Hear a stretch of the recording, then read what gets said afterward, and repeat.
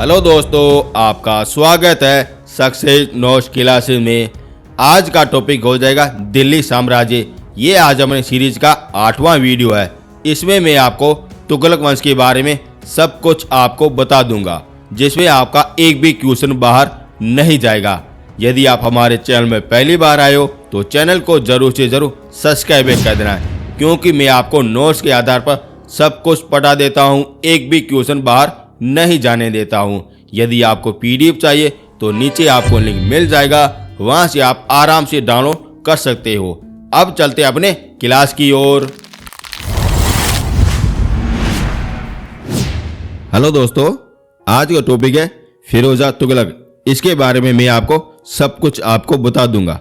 इनका समय काल हो जाएगा 1351 से लगा के 1388 हो जाएगा, और यह मोहम्मद बिन तुगलक के पश्चात यही बनता है, सुल्तान बनता है। और यहीं से आपका पहला क्वेश्चन पूछा जाता है कि मोहम्मद बिन तुगलक के पश्चात कौन सुल्तान बनता है, तो फिरोजा तुगलक बनता है। कब बनता है? 1351 में बनता है। लेकिन यह सुल्तान बड़ा ही अय्याश सुल्तान था साथियों। इसमें किसी भी प्रकार का कोई शासी सुल्तान के कोई भी गुण नहीं थे साथियों। और ये प्रथम ऐसा सुल्तान था जो राजपूत महिला बीबी जैला से उत्पन्न हुआ था साथियों। और यहां से आपका क्वेश्चन पूछा जाता है कि दिल्ली सल्तनत का ऐसा कौन सा सुल्तान हो जाएगा जिसमें राजपूत रक्त पाया जाता है, तो इसका आंसर हो जाएगा फिरोजा तुगलक हो जाएगा। वेरी इंपॉर्टेंट क्वेश्चन है, ये आपसे पूछा जाता है। और इसका वास्तविक नाम हो जाएगा गुरु शाप हो जाएगा, ये भी आपसे पूछा जाता है।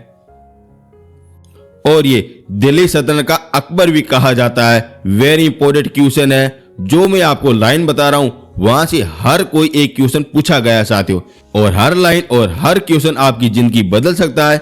इस कारण कह रहा हूं, आज साथ साथ में जरूर से जरूर लिख लेना, या आप हमारी पीडीएफ भी डाउनलोड कर सकते हो। और ये तुगलक वंश के समय जो भी अपने दिल्ली साम्राज्य से अलग हुए थे उसको कभी मिलाने का ये प्रयास नहीं करता था साथियों। यानी कि बड़ा ही अय्याश व्यक्ति था, बड़ा ही डरपोक सुल्तान था, जो भी अपने मोहम्मद तुगलक के समय काल में जो भी अपने दिल्ली से अलग हुए थे साम्राज्य, उनको कभी मिलाने का कार्य नहीं किया था। जिसे क्या हो जाएगा, धीरे धीरे ये तुगलक वंश का पतन हो जाएगा। उसके अकुशल, ढीले प्रशासन, कमजोर विदेशी नीति और दोषपूर्ण सैनिक संगठन के दुष्प्रभाव के कारण दिल्ली सल्तनत तेजी से पतन और विघटन हो रहा था साथियों। आप मान चलिए, दिल्ली सल्तनत की ऐसी विशेषता है जहां पे कोई कमजोर सुल्तान हो गया या डरपोक सुल्तान हो गया या उनका प्रशासन बड़ा ही ढीला है, तो वहां पे या कोई आक्रमण कर लेता था या कोई उनका सेनापति उसे मार के अपना खुद का ही वंश स्थापित कर देता। इसी प्रकार से ये चल रहा था साथियों। यानी कि दिल्ली सल्तनत में किसी भी प्रकार का कोई कमजोर सुल्तान नहीं चलता था, और यदि चलता था तो वहां को कोई ना कोई उसे मार देता था साथियों। और ऐसा ही इसके साथ में हो जाएगा साथियों। अब अपन कुछ और भी देख लेते हैं, लेकिन उससे पहले मैं आपको यही कह रहा हूं, यदि आपको मेरी मेहनत और मेरा कंटेंट आपको पसंद आ रहा है तो चैनल को जरूर से जरूर सब्सक्राइब कर देना। यदि आपको पीडीएफ चाहिए दिल्ली साम्राज्य की तो आपको नीचे लिंक मिल जाएगा, वहां से आप अच्छी तरह से डाउनलोड कर सकते हो। एक छोटा सा काम और भी कर देना, प्लीज शेयर जरूर से जरूर कर देना साथियों। अब अपन कुछ और भी विशेषता देख लेते हैं जहां से आपके हर बार क्वेश्चन पूछे जाते हैं। और ये तुगलक वंश के द्वारा जितने भी प्रकार के ऋण कर लिए जाते थे उनको सभी को माफ कर दिया था, और उसने दंड संहिता मानवीय बना लिया था।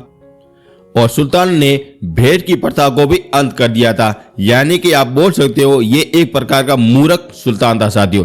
जितने भी अपने कर लिए जाते थे उन सभी को माफ कर दिया था, और सुल्तान के द्वारा जो भी अपने भेंट ली जाती उनको भी बंद कर दिया था। यानी कि ये बिल्कुल पागल सुल्तान था साथियों।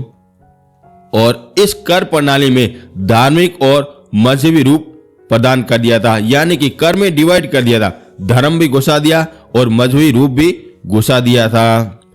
और इसने 23 प्रकार के कर को समाप्त कर दिया था। जहां पे कर समाप्त हो जाएंगे वह सुल्तान और वह साम्राज्य पतन की ओर बढ़ना ही साथियों।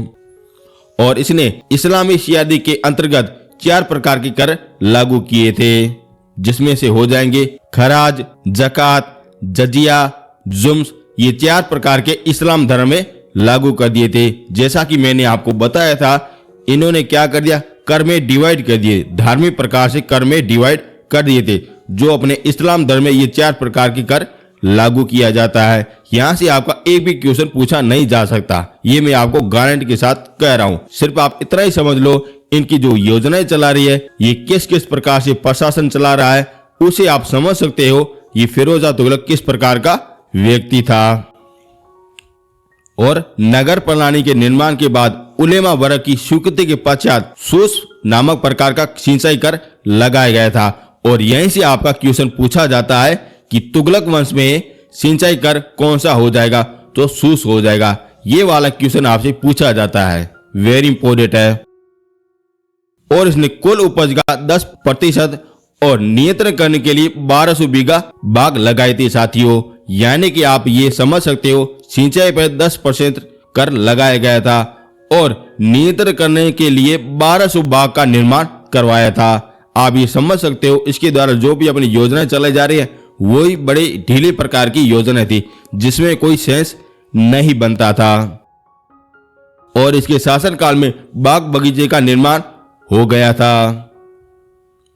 और इसने 200 से ज्यादा शहरों का निर्माण करवाया था। और यहां से आपका क्वेश्चन पूछा जाता है, कौन से शहरों का निर्माण करवाया था, जो मैं आपको बता रहा हूं।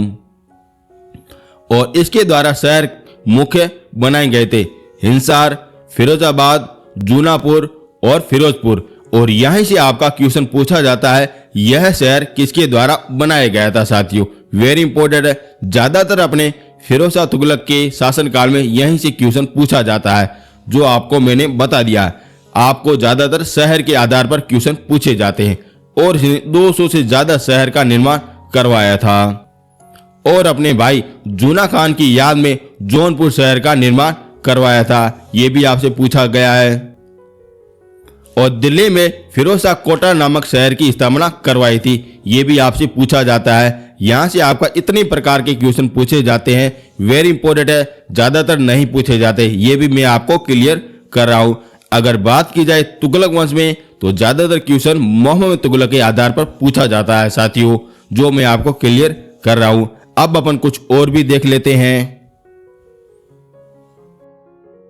और इसने सैनिक का पुनः वंशानुक्रम कर दिया था, जिसमें वेतन के बदले फिर से जमीन जागीर देना शुरू कर दिया था। और यहां से आपको पता चल रहा है कि फिरोज शाह तुगलक ने पुनः से अपने सैनिकों को जमीन देना प्रारंभ कर दिया था। लेकिन इससे पहले अपन क्या चल रही थी, सैनिकों को सीधा ही वेतन दिया जा रहा था, ये इन्हें समाप्त कर दिया। और इसने यह आदेश दिया कि यदि कोई सैनिक वृद्धावस्था में कोई भी घोड़े पर नहीं चढ़ सकता, तो वह वृद्ध सैनिक के कार्य में समझा जाएगा। और इस कथन से आपको यह साबित हो रहा है कि वो किस प्रकार का व्यक्ति था साथियों। यानी कि ये बोल रहा है, यदि कोई बूढ़ा व्यक्ति घोड़े के ऊपर नहीं चढ़ सकता, तो वो सैनिक के माने समझा जाएगा। इस प्रकार की ये नीतियां थी, इस प्रकार के कथन थे, जो अपनों को साबित हो रहा है ये एक प्रकार का डरपोक और जिसमें किसी भी प्रकार का कोई दिमाग नहीं था साथियों। और फिरोज शाह तुगलक ने एक सिक्के भी जारी किए, जिसमें अपने उत्तराधिकारी फतेह खान का नाम अंकित करवाया था, और इनका ये पुत्र हो जाएगा।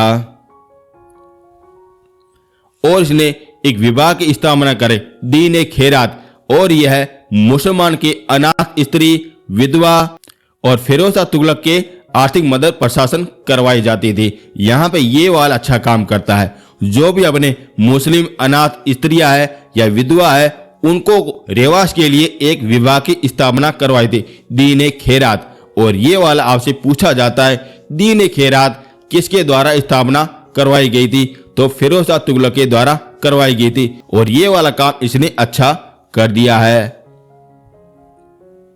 और ये प्रथम ऐसा सुल्तान था जो विजय के उपलक्ष्य पर जनता को भौतिक उन्नति और श्रेष्ठ स्थान देता था साथियों। और ऐसा ये करने वाला पहला ही था और अंतिम था, ये आप चीज नोट करना, ऐसा ये पहला ही था और अंतिम था। और शासनकाल के कर्तव्य को विस्तृत किया और इस्लाम धर्म राज्य शासन के आधार पर बना दिया था। वेरी इंपॉर्टेंट है। ये अपने सारा का सारा कार्य जो कर रहा था, जो इस्लाम राज्य के शासन के आधार पर कर रहा था। और फिरोज शाह तुगलक ने ससगनी, अदता, बिग नामक प्रकार के तांबे और चांदी के सिक्के चलाए थे। और ये वाला क्वेश्चन आपसे पूछा जाता है साथियों, जो मैं आपको साथ साथ में सब कुछ बता रहा हूं, जो इंपॉर्टेंट है वही मैं आपको बता रहा हूं। और इसे इतिहास और संस्कृत भाषा में बड़ी रुचि थी और इसी के आधार पर अपन यह बोलते हैं कि दिल्ली सल्तनत का अकबर भी कहा जाता है। वेरी इंपॉर्टेंट है। इसने क्या कर दिया, संस्कृत के जितने भी अपने लेख है या जितने भी ग्रंथ है उसका फ्रांसी में अनुवाद करवाया था। और ऐसा ही अपने मुगल साम्राज्य में अकबर ने करवाया था। वेरी इंपॉर्टेंट है। और इसने मध्य भारत की पहली कल्याणकारी निकुंज शासन की स्थापना करवाई थी। और ये वाला क्वेश्चन वेरी इंपॉर्टेंट है। और यहां तक आपके ज्यादातर क्वेश्चन पूछे जाते हैं, जो मैंने आपको सब कुछ करवाया है। अब देखते हैं फिरोज शाह के उत्तराधिकारी वो किस किस प्रकार के व्यक्ति थे साथियों। और फिरोज शाह के उत्तराधिकारी, इनका पोता हो जाएगा तुगलक शाह हो जाएगा, जो गयासुद्दीन के नाम से सुल्तान बनता है। वेरी इंपॉर्टेंट है। यहां से आपका क्वेश्चन पूछा जाता है कि फिरोज शाह तुगलक का उत्तराधिकारी कौन हो जाएगा, तो इनका पोता हो जाएगा गयासुद्दीन तुगलक द्वितीय हो जाएगा। और इसके राज्यारोहण के 2 वर्ष के भीतर ही ये षड्यंत्र का शिकार हो गया था। फिर आने वाले 5 साल में कुल 3 सुल्तान बनते हैं। अबरुक, मोहम्मद शाह, अलाउद्दीन, सिकंदर शाह, ऐसे ये सुल्तान बनते हैं साथियों। और इसके बाद में नसरुद्दीन मोहम्मद राजगद्दी पर बैठ जाता है साथियों। आप ये समझ सकते हो, मोहम्मद बिन तुगलक के पश्चात जो भी अपने सुल्तान बने थे वो सारे निठल्ले, किसी भी प्रकार के कोई अच्छे सुल्तान नहीं थे साथियों। यानी कि मैं बोल रहा हूं एक प्रकार के पागल सुल्तान थे साथियों। वेरी इंपॉर्टेंट है। आपसे ये पूछा तो नहीं जाता, लेकिन आप समझ सकते हो ये एक प्रकार के निठल्ले और पागल सुल्तान थे साथियों। अब कौन बनेगा सुल्तान? नसरुद्दीन मोहम्मद बनेगा। और इनका शासनकाल हो जाएगा 1394 से लगा के 1412 हो जाएगा। और ये तुगलक वंश का अंतिम सुल्तान बन गया था। और ये वाला क्वेश्चन आपका इस आधार पर पूछा जाता है कि तुगलक वंश का अंतिम सुल्तान कौन हो जाएगा, तो नसरुद्दीन मोहम्मद तुगलक हो जाएगा। और इसके शासनकाल में मुगल के सेनापति तैमूरलंग का आक्रमण हो गया था साथियों। और यहां से आपका क्वेश्चन यह पूछा जाता है कि किसके शासनकाल में तैमूरलंग का आक्रमण हुआ था, तो नसरुद्दीन मोहम्मद तुगलक के शासनकाल में हुआ था, जो तुगलक वंश का अंतिम सुल्तान बनता है साथियों। और तैमूरलंग का आक्रमण केवल 2 दिन ही हुआ था, जिसमें दिल्ली साम्राज्य को पूरी तरह से हिला लिया था, यानी कि पूरी तरह से बर्बाद कर दिया था। और ये मात्र 2 ही दिन रहा था, जिसमें 3 से 4 लाख व्यक्ति को इसने मार दिया था साथियों। ये ऐसा खतरनाक सुल्तान था साथियों तैमूरलंग। और ये खोड़ा था साथियों, लेकिन खोड़ा होने के बावजूद भी ये अपने सैनिकों के आधार पर 3 से 4 लाख हिंदुस्तानियों को ये मार देता है। ये तैमूरलंग हो जाता है। और ये जब आता है और उसके बाद में ये अपना उत्तराधिकारी यहाँ पे नियुक्त करता है, फिर सैयद वंश की स्थापना हो जाती है साथियों, जो अपन कल पढ़ लेंगे साथियों। और दिल्ली सल्तनत के इतिहास में तुगलक वंश साम्राज्य भारत का सबसे अधिक विस्तृत साम्राज्य रहा था, ये भी आपसे पूछा जाता है। और यहाँ पे तैमूरलंग के आने के पश्चात तुगलक वंश पूरी तरह से बर्बाद हो गया था साथियों।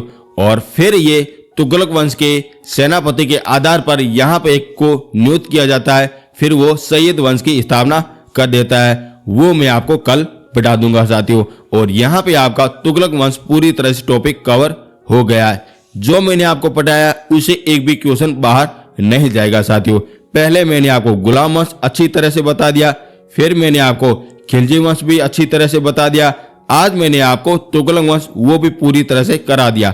एक भी क्वेश्चन बाहर नहीं जाएगा, इतना मेरा दावा है और इतना मेरा चैलेंज है, एक भी क्वेश्चन बाहर नहीं जाएगा साथियों। यदि आपको पीडीएफ चाहिए तो नीचे आपको लिंक मिल जाएगा, दिल्ली साम्राज्य की पूरी तरह से आप पीडीएफ डाउनलोड कर सकते हो साथियों। यदि दोस्तों मेरा कंटेंट और मेरी मेहनत आपको पसंद आ रही है तो चैनल को जरूर से जरूर सब्सक्राइब कर देना और प्लीज शेयर तो जरूर से जरूर कर देना, जितना हो सके उतना शेयर कर देना साथियों। इतना सा छोटा सा काम आप मेरा कर देना साथियों। बाकी नोट्स वाला काम मैं अपने आप में आपको कराता रहूंगा साथियों। अब मिलेंगे नेक्स्ट वीडियो में। थैंक यू सो मच साथियों।